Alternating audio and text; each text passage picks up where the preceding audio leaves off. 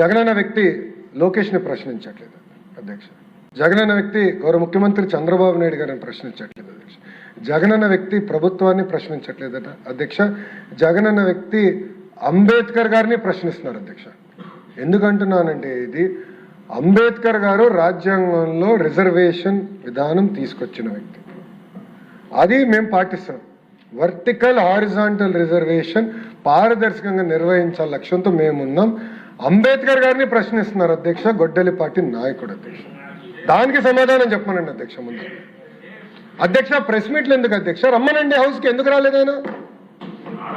నేను ఛాలెంజ్ చేశాను అధ్యక్ష. ఇది 4వ ఛాలెంజ్, 4వసారి ఛాలెంజ్ చేస్తాను. టైమ్ డేట్ మీరు ఫిక్స్ చేయండి. డిబేట్కి నేను రెడీ.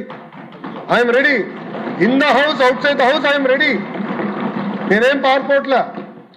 మీలాగా నా పైన సిబిఐ కేసులు లేదు, మీలాగా నేను బెయిల్ పైన లేను. నేను అక్కడికి వెళ్ళాలంటే నేను కోర్టుకు వెళ్ళి పర్మిషన్ తీసుకోవాల్సిన అవసరం నాకు లేదు. అది మీకుంది, నాకు లేదు. పారదర్శకంగా నేను నిర్వహిస్తున్నా అధ్యక్ష. Come to the house and debate. I'm challenging you today. వాళ్ళ ఫేస్బుక్లో పెడతారు అధ్యక్ష, ఎక్స్లో పెడతారు. డిబేట్ నుంచి మేము పారిపోయాం. అరే డిబేట్ చేస్తున్నారా భయ్? రా, కమ్, కూర్చోండి అక్కడ. మీకు మంచి బ్లాక్ కూడా ఉంది రెడీగా, ఖాళీగా 11 మంది పట్టేదానికి నీట్గా ఉంది. రండి, కూర్చోండి, చర్చిద్దాం.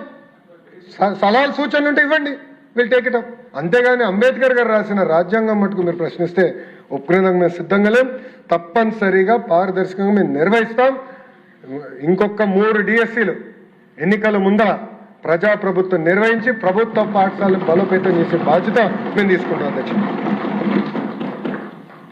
అంతేకాకుండా అధ్యక్ష మీరు చూస్తే సంవత్సరం అయిన తర్వాత మారుతున్నారు అధ్యక్ష.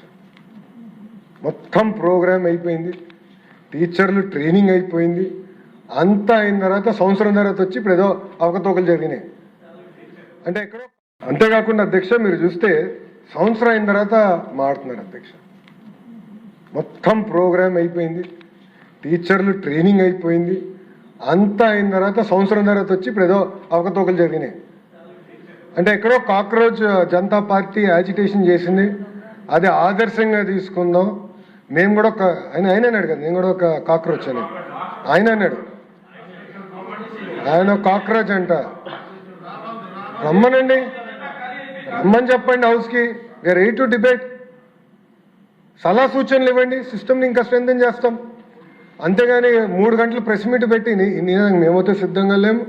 చాలా స్పష్టంగా సమాధానం చెప్పేదానికి మేము సిద్ధంగా ఉన్నాం.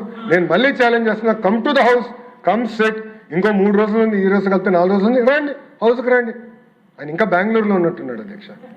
ఇంకా వచ్చినట్లేడు తాడేపల్లికి, ఇంకా బెంగళూరులోనే ఉన్నాడు ఆయన. మళ్ళీ ప్రత్యేక విమానం తీసుకుని రావాలి. ఆయన వస్తే వీఆర్ రెడీ టు ఆన్సర్ అధ్యక్ష. దాంట్లో ఎలాంటి సందేహం లేదు అధ్యక్ష. అధ్యక్ష ఇక్కడ ఒక విషయం గౌరవ సభ్యులందరూ గమనించాలి అధ్యక్ష. మెగా డిఎస్సి నోటిఫికేషన్ ఇచ్చిన తర్వాత కావాలని వైకాపా నాయకులు, వైకాపా పార్టీకి చెందిన సభ్యులు ఎట్టి పరిస్థితుల్లో ఈ డిఎస్సి జరగకూడదని కోర్టుకు వెళ్ళి కేసులు వేశారు అధ్యక్ష. 148 రోజుల్లో 141 కేసులు డిఎస్సి జరగద్దు, డిఎస్సి ఆపండి అని కేసులు వేశారు అధ్యక్ష. అంటే ఇది ఎందుకు చెప్తున్నానంటే గౌరవ సభ్యులందరూ కూడా ఎట్టి పరిస్థితుల్లో డిఎస్సి జరగకూడదు. ఇది గౌరవ ముఖ్యమంత్రి గారి తొలి సంతకం. అది ముందర వెళ్ళకూడదన్న లక్ష్యంతో వైకాపా నాయకులు ఆనాడు కేసులు వేసినా మనం ఇచ్చిన నోటిఫికేషన్ పకడ్బందీగా ఉంది కనుక, అన్ని రూల్స్ పాటించాం కనుక అధ్యక్ష నేను డిపార్ట్మెంట్ కూడా చెప్పాను. నోటిఫికేషన్ ఎక్కడన్నా లీగల్ స్క్రూటినీలో ఫెయిల్ అయితే మటుకు I will be very serious on department అని చెప్పాను అధ్యక్ష. ఆనాడు ఇప్పుడు సిఆర్డీ కమిషనర్గా ఉన్న విజయరామరాజు గారు కమిషనర్ ఫర్ స్కూల్ ఎడ్యుకేషన్.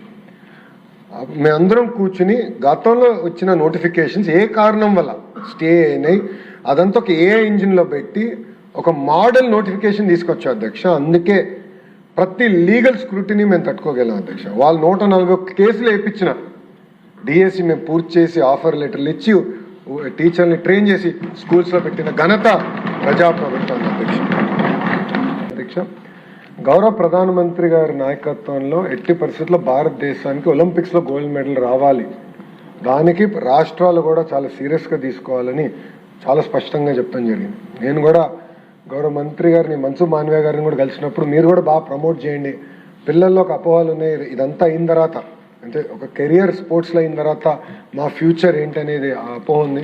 దాన్ని ఎట్లా గట్రా మీరు తొలగించాలని చెప్పారు అధ్యక్ష. అప్పుడు గౌరవ మంత్రి గారు నేను చెప్పానంటే ఆంధ్ర రాష్ట్రంలో గౌరవ ముఖ్యమంత్రి చంద్రబాబు నాయుడు గారి నాయకత్వంలో స్పోర్ట్స్ పర్సన్స్కి భూమి కేటాయిస్తాం, ప్రభుత్వ ఉద్యోగాలు ఇస్తాం కొత్త కాదు అధ్యక్ష. మీరు చూడండి, పివి సింధు గారికి ప్రభుత్వ ఉద్యోగం ఇచ్చిన ఘనత ప్రజాప్రభుత్వం అధ్యక్ష. అధ్యక్ష ఇంకా కొన్ని సంవత్సరాల్లో ఆమె ఐఏఎస్ అధికారి కాబోతుంది అధ్యక్ష. కన్ఫర్డ్ ఐఏఎస్కి షీల్ బికమ్ ఎలిజిబుల్.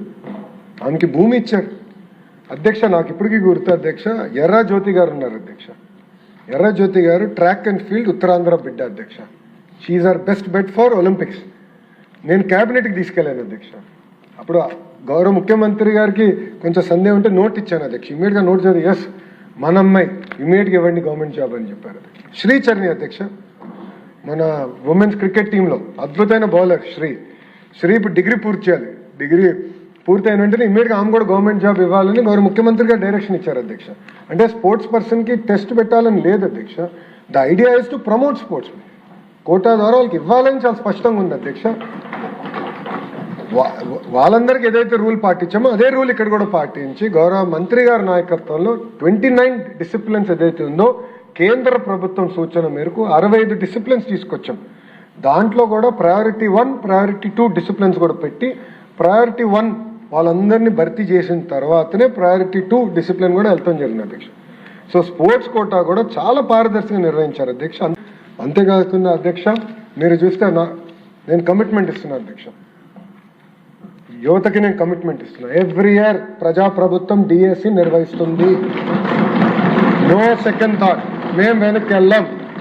ఈ ఇయర్ కూడా మెగా జాబ్ క్యాలెండర్లో 3000 టీచర్ పోస్టులతో డిఎస్సితో మేము భర్తీ చేస్తున్నాం. That is the commitment. Every year DSC మేము చేస్తాం అధ్యక్ష.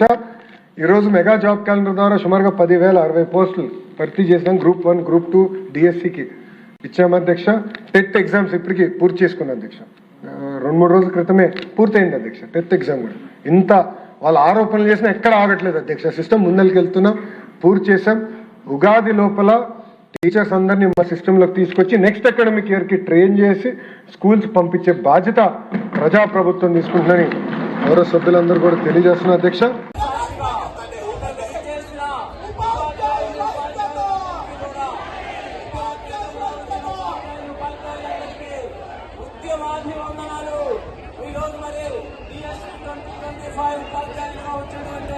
నియామకాల మంత్రిపై ప్రతిపక్షాలు ఆరోపిస్తున్న ఆరోపణలకు గట్టి సమాధానం ఇస్తూ మా ఆత్మగౌరవంతో